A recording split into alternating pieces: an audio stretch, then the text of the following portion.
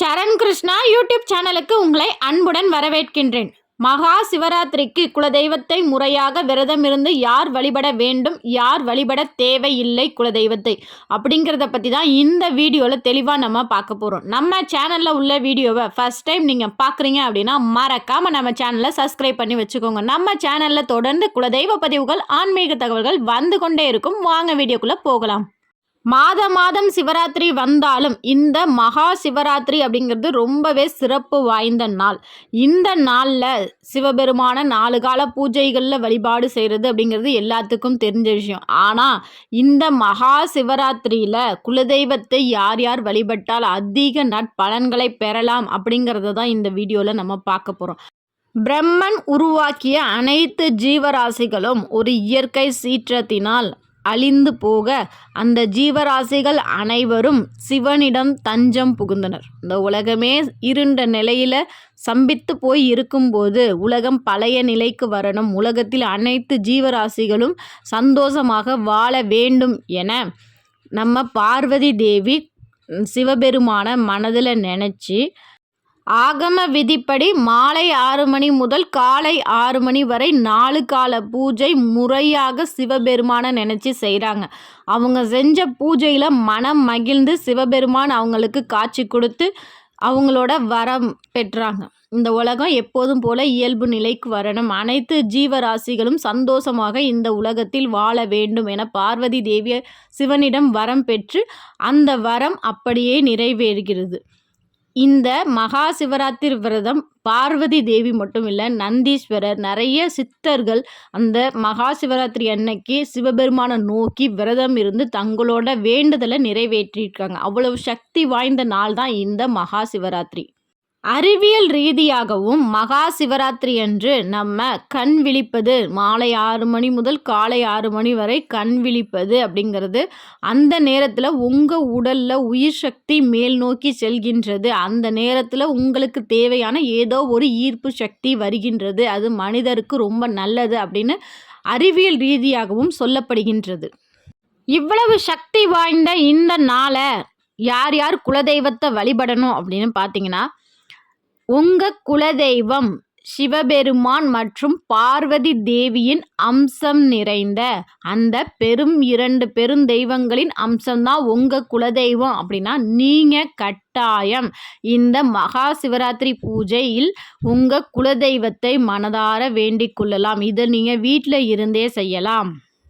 எங்கள் குலதெய்வம் எந்த பெருந்தெய்வத்தின் அம்சம் என எங்களால் எப்படி கண்டுபிடிக்க முடியும் அப்படின்னு நீங்கள் கேட்பீங்க.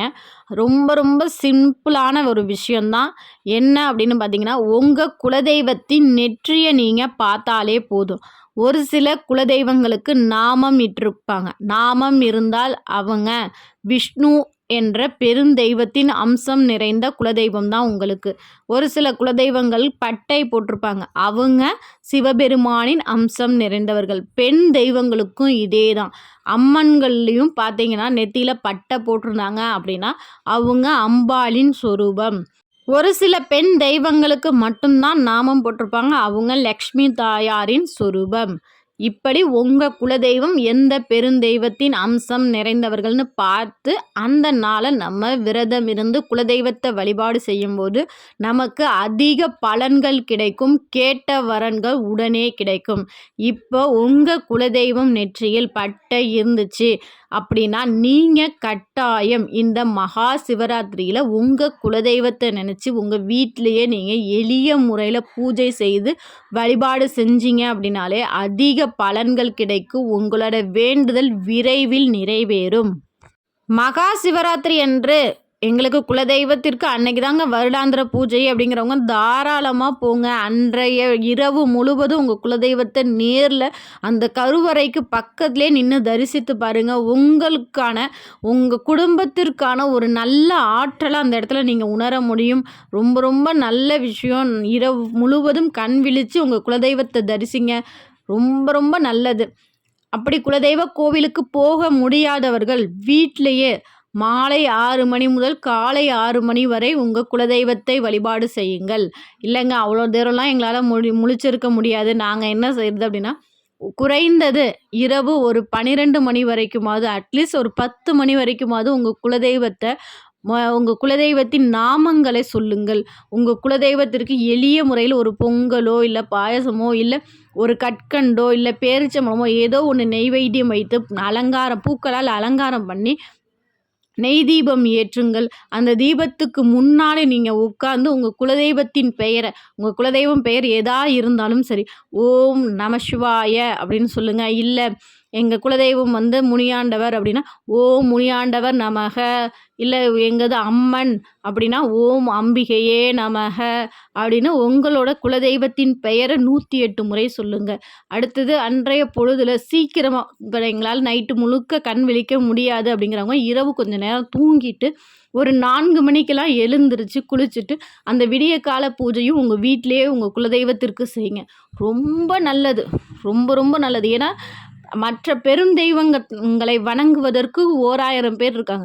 உங்கள் குலதெய்வத்தை அந்த குறிப்பிட்ட நாளில் வணங்குறதுக்கு நீங்கள் மட்டும்தான் இருக்கீங்க.